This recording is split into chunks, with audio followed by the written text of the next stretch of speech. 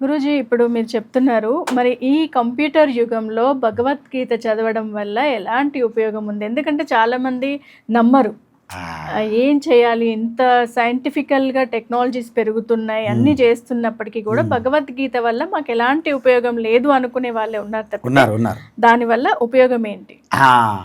ఇప్పుడు science and టెక్నాలజీలో కూడా చాలా అద్భుతమైనటువంటి ఆవిష్కరణలు, ఎక్స్పెరిమెంట్లు చేయాలంటే వాళ్ళకు కూడా ఒక ఇన్స్పిరేషన్ ఇచ్చింది భగవద్గీత.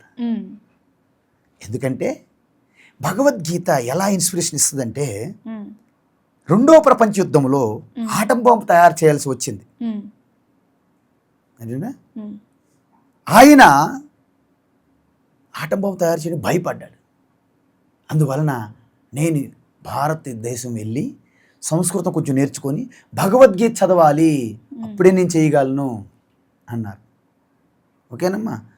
ఆయన భారతదేశం వచ్చి భగవద్గీత చదివి 11 అధ్యాయంలో కొన్ని శ్లోకాలు ఉంటాయి.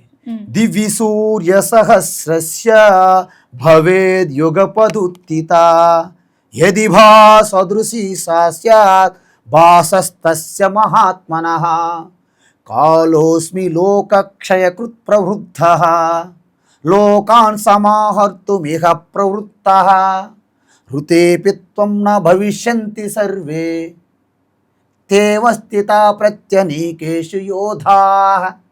అంటే ఆయన అంటాడు, మొత్తం ఈ సృష్టి అంతా కూడా ఆ మహాకాలుడు నిండిపోయింది, తనలోకి అంతా తీసుకుంటున్నారు. 1,00,000 సూర్యులు ఒక్కసారి ప్రకాశిస్తే ఎంత కాంతి ఉంటుందో, పుంజం ఉంటుందో, ఈ విధంగా ఒక్కసారి నాకు కనిపించింది ఆటం బాంబు. అది భగవద్గీతని దర్శించాడు అంటే. మిగతా వాళ్ళందరూ కూడా కొంతమంది పిచ్చోలు అయిపోయారు అది చూడలేక ఆ విస్ఫోటనం. కానీ విశ్వరూప సందర్శనలో కనిపించినట్టుగా అది ఆయన దర్శించారు అన్నమాట. అదేవిధంగా మీరు ఇది ఒకటి ఎగ్జాంపుల్ చెప్పాను. ఈ మధ్య 288 రోజులు అంతరిక్షంలో ఉండిపోయారు సునీత విలియమ్స్. ఆ అమ్మగారు మనం ఒక బంగ్లాలో ఒక రోజు ఒక మనిషి ఉండడానికి భయపడతాం. మరి ఇలాంటి విశాలమైన అంతరిక్షంలో అన్ని రోజులు ఉన్నారా, బ్రతికారా, ఎలా బ్రతికారు? చీకటి వెలుగు తెలీదు, చీకటి తెలీదు, నిల్చోవడం తెలీదు, పడుకోవడము తెలీదు. కిందకి వచ్చిన తర్వాత ఫస్ట్ మాట ఆవిడ ఒక్కటి చెప్పారు, నాతో పాటు భగవద్గీత తీసుకుని వెళ్ళాను. తీసుకుని వెళ్ళినంత మాత్రం ఆవిడ రక్షించదు. భగవద్గీత తత్వం తెలుసుకున్నారు కాబట్టి ఓల్డ్ యూనివర్స్ కూడా ఒక చిన్న స్పెక్ అయిపోయింది ఆవిడ దృష్టిలో. అంటే షీఈ్ ఆత్మ. ఆత్మ ఈజ్ ఎవ్రీవేర్, ఎవ్రీథింగ్. అంటే ఎంటైర్ అంతరిక్ష స్పేస్ కూడా ఆవిడలో ఇమిడిపోయింది ఒక చిన్న డాట్ లాగా. అంటే షీఈ్ ఎక్స్పాండ్ హెర్ సెల్ఫ్ అనమాట. ఆ ధైర్యాన్ని, ఆ తత్వాన్ని, ఆ సామర్థ్యాన్ని భగవద్గీత ఇస్తుంది మీకు.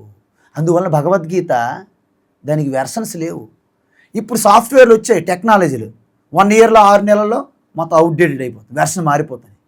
కానీ ఈ దేశము కాలము అతీతమైంది కదా. అందువలన యుగాలు 100 లక్షల సంవత్సరాలైనా భగవద్గీత తత్వం ఎటువంటి మార్పు ఉండదు.